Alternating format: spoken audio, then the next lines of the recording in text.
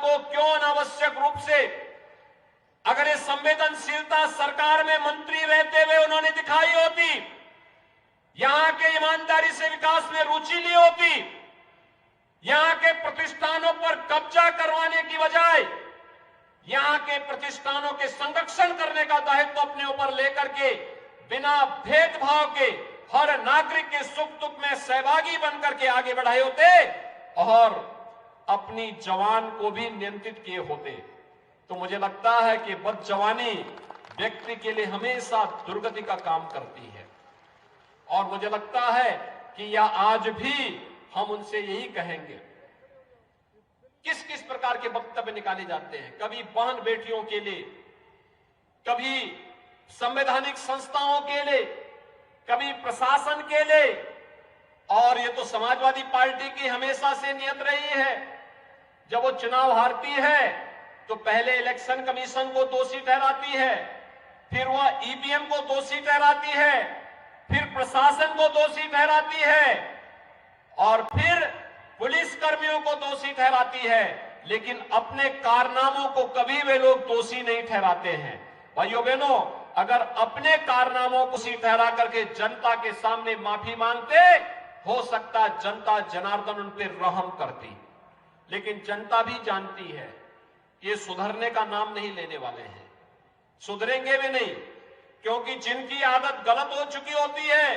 उनको सुधरने में भी मुझे लगता है कि बहुत समय लगता है और वक्त सबको सुधार लेता है। जो 200 वर्ष पुराने मदरसे को बंद करके अपनी जागीर बनाने का काम करते थे, जो यहाँ के ऐतिहासिक पांडुलिपियों को जबरन चोरी करवा करके उनको नष्ट करना चाहते थे, एक धरोहर थी रामपुर की, लेकिन रामपुर की इस धरोहर को नष्ट करने का काम किया गया, पांडुलिपियों को नष्ट करने का काम हुआ। राष्ट्रपिता महात्मा गांधी जिस सिटी मॉन्टेसरी स्कूल में आके ठहरते थे, उसको जबरन कब्जा करने का प्रयास हुआ। समाजवादी पार्टी ने यहां के इंटर कॉलेज को, राजकीय इंटर कॉलेज को कब्जा करने का प्रयास किया। भाइयों बहनों, स्कूल बच्चों के पढ़ने के लिए होता है, मदरसे तालीम देने के माध्यम होते हैं। 200 वर्ष पुराना पांडुलिपियां आने वाली पीढ़ी की एक धरोहर होती है, लेकिन कुछ लोगों ने उसे अपनी बपौती बना करके नष्ट करने का प्रयास किया, उसे खुर्द-बुर्द करने का प्रयास हुआ। और हमारी सरकार ने तो यही तो कहा कि भाई इन पांडुलिपियों की क्या गलती है, तो धरोहर की चीज है, इसको संरक्षित किया जाना चाहिए। हमारी सरकार उन्हें संरक्षित करने का कार्य कर रही है।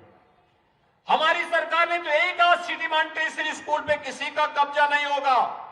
यहां के राजकीय इंटर कॉलेज पे किसी को कब्जा नहीं करने देंगे,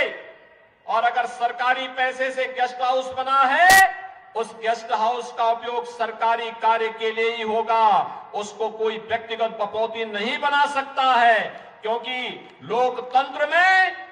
केवल जनता ही मालिक होती है, बाकी कोई मालिक नहीं होता है। जनता ही जनार्दन होती है और उसको उसी भाव के साथ हम लोग उसके लिए बनाए गई योजनाओं का लाभ उसी तक पहुंचाने का काम करेंगे।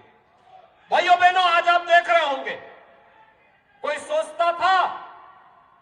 कि लोगों को हर घर नल की योजना का लाभ मिलेगा? कोई सोचता था कि एक एक व्यक्ति को, गरीब को आवास की सुविधा का लाभ मिलेगा? आज वे सभी सुविधाएं उपलब्ध करवाई जा रही हैं। कि जो समाजवादी पार्टी के एक नेता लगातार आपके बीच में आकर के कह रहे हैं कि उनके साथ अन्याय हुआ है, मुझे लगता है इससे ज्यादा गुमराह करने वाला दूसरा वक्तव्य हो ही नहीं सकता। व्यक्ति के कारनामे उसको उसके कार्यों की सजा देती है, जिसने जो किया होगा वह फल भी भोगेगा। मामले न्यायालय में है, मेरिट के आधार पर न्यायालय निर्णय ले रही है, तो उसमें सरकार और पार्टी को दोषारोपण करने का कोई मतलब नहीं होता है। और मुझे तो कहूंगा मैं उनसे कि वे अपना स्वास्थ्य का ख्याल रखें, अनावश्यक रूप से क्यों बेकार जनता के सामने आकर के जनता को क्यों अनावश्यक रूप से, अगर ये संवेदनशीलता सरकार में मंत्री रहते हुए उन्होंने दिखाई होती, यहां के ईमानदारी से विकास में रुचि ली होती, प्रतिष्ठानों पर